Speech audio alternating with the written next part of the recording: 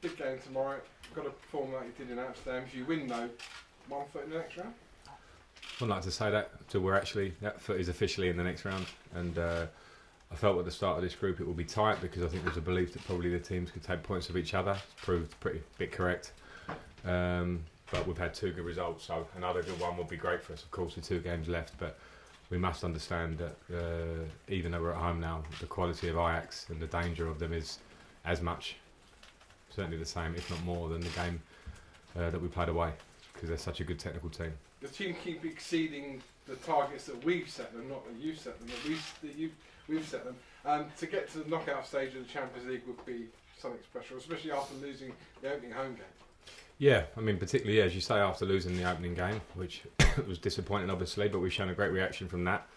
It's something that I have to accept is expected of Chelsea to go through, and that's not disrespecting any other teams, because I said already how hard the group is, but ourselves, our expectations, and I think that might be somewhat of why we had the reaction after Valencia. We wanted to prove, we wanted to go to Lille and Ajax and get results, we did.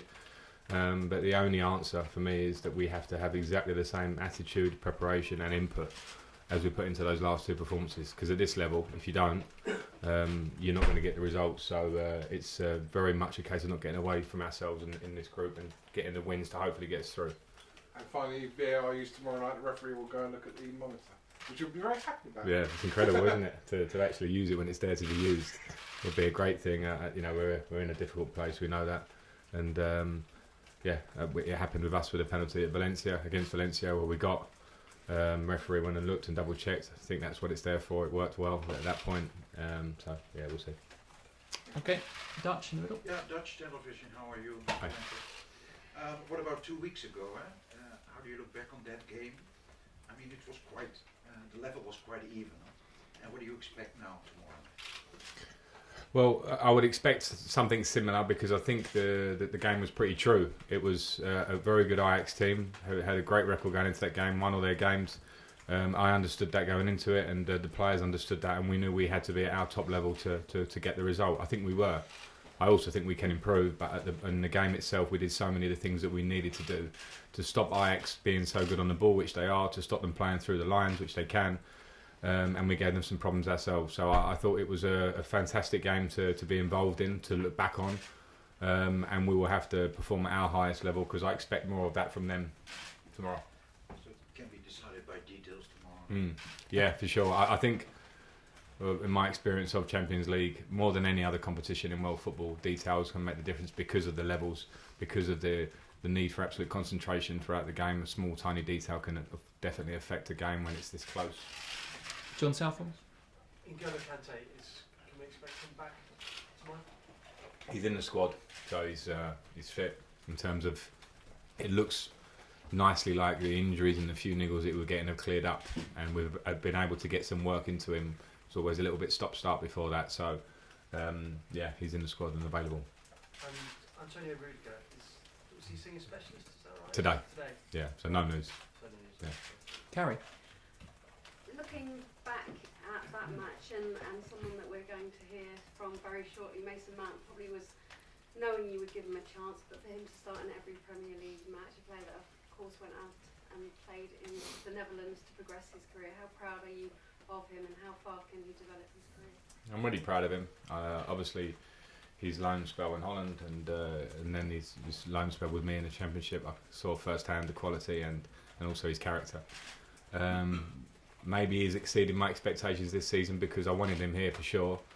I thought he'd get minutes and he'd be good for us. I didn't realise to quite what level he'd settle and produce as he's produced. So that's all a great story. And then the next story is his. It's up to him. I believe in him. He has to keep working to improve all the time. He's shown, particularly in the game against Ajax, where the 3 midfielders I thought were outstanding because of the work rate they had to put into the game to stop Ajax having control of it. And he did it. So you think of Mason as an attacking midfield player. He's shown you now that he's got both sides, and he hopefully will get even better. Right, Matteo said that you've given him more freedom this season. I wanted to sort of talk about him and his partnership with Jorginho that's developing. And you've also got this very tight unit in midfield now. Where does Kante fit in with the sort of form of the other midfielders? Well, in terms of the freedom, I think it's, you call it freedom, It's just how I want us to play, how we as staff work with the midfield.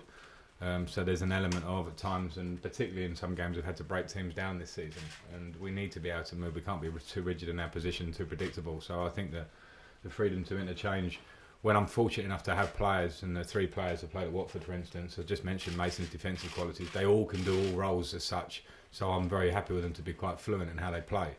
And I also want them to be positive in their play and play forward passes when they're on, go by people if that's one of your attributes, as Matteo has, to travel with the ball at pace. So that's been, mainly their work, because they're the ones out there doing it, and I just try and push that along and help on that front. And in terms of N'Golo, of course, he's huge for us. He's one of the best midfield players in the world, has been for a few seasons. So I won't complain about the nice problem that I have with him fit. I want competition. We're playing every 3 or 4 days in a minute, so I'm going to need all of them, and in different positions as well. Matt? Frank, CAS have set the date for the appeal against the transfer ban. How interested will you be in the results of that? Well, very interested, of course, because it relates, but I've got no comment as such now, because I actually don't know enough detail. It is a legal matter, and I don't know enough of the legals to even delve, but of course I'm interested, because it's going to obviously affect potentially what we can do in January or not. But it is a little bit down my list, to be fair, because the matter in hand is Ajax tomorrow, and the matter in hand then will be Crystal Palace and etc. So I'm not going too far ahead. It will happen, we'll see, and at that point we will see how it affects us. What is it a compliment though to what you and your players are doing, that quite a lot of Chelsea fans are reacting to it by saying we don't want the banner overturned? We've won a good run, haven't we? You never know. I mean, I get that. That's a nice feeling, and of course some players have come in and shown with their opportunities they've been given that they can do roles and play well, because we are getting results at the moment. So I think as Chelsea we will always look to improve in windows if we can, if we're allowed to, and if the players we might look at are better or we feel are adding to the squad.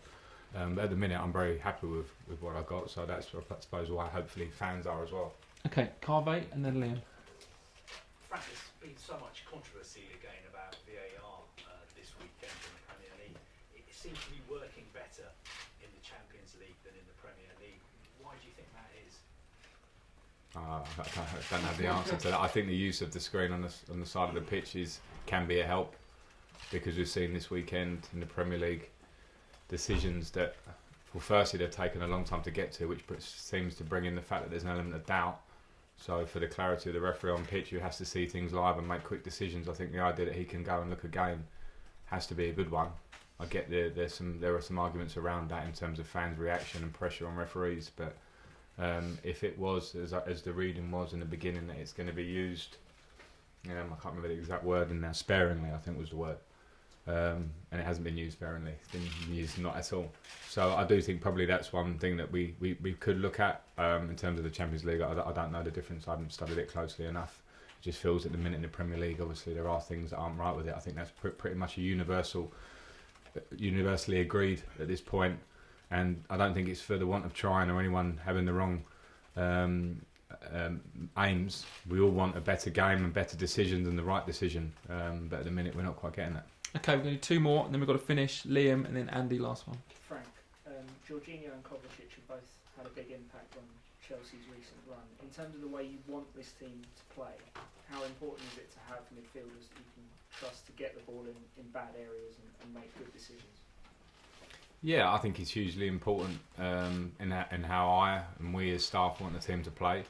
You've seen that we're trying to be fluid in our movement of the ball, and of course that really does mean moving it through central areas a lot, and you need to be able to receive balls in tight areas. It's a huge attribute of those two that you mentioned, but I think it's also attributes of a lot of our players in midfield areas or wherever. You should be wanting to accept the ball and comfortable to at this level of football, because the game against Ajax, the first game, the pace and speed of the game, if you're not ready to accept it, then it will find you out very quickly. So yeah, it's a huge bit. We train on that sort of stuff. The players are talented on that sort of stuff. We can always improve and get better, because I think the best teams do it even better than the rest. So that's kind of what we're working towards, I suppose. Okay, last question, Andy. Frank, as it stands, would you get rid of VAR and go back to how it was, or would you keep it? It's such an Andy question. I would work with it at the moment. and see how we can improve. And I think it needs to be a really open conversation. Referees, managers, fans, whatever. You know, I know there are so many different opinions. It's not easy. I think the clinical decisions are an improvement. I know Firmino was probably one that was very, very borderline at the weekend, which people could disagree with. But I think the clinical nature of offside and goal line technology obviously is, I think, positive. It's the subjective in between ones that we really need to, I think, decide where we're coming from with this idea of clear and obvious. Because at the weekend there was a lot of not clear and obvious, and some are overturned, some are not, whatever. Then that's not ideal. And I felt very sorry for Son yesterday because of the nature of the injury and his reaction, and the fact that he took a red card when looking back at the tackle, it was, no way did his force of his tackle affect the injury. That's something that is horrendous and happens occasionally. So I felt it was obviously for Gomez as well, but sorry for him in the moment. Quickly, Andy. I think it struck a chord with a lot of people when on Saturday you were saying that it's undermining referees in a way that people are supposed to help with the kind of how long it took to decide your penalty, how long it all went on, and the grey areas and that sort of stuff. It doesn't seem to be helping referees in those situations. I think so, and I think that's the worst of both worlds for Anthony on the pitch on Saturday with our game. I feel he made absolutely the right decision. There wasn't enough there for it to be a penalty, and then it gets overturned by VAR, so the right decision becomes made into a wrong decision, and I think that's happened too much at the minute. And the one thing I'll give the referees, it is new, and we are still relying on humans, so we must go with them a little bit. I'm very happy to work with them and give my opinion, albeit when you're heated after Watford game and we nearly drew the game, you feel more about it. I still feel that way to a degree, but we must work for improvement because we all want better. Okay, thank you very much.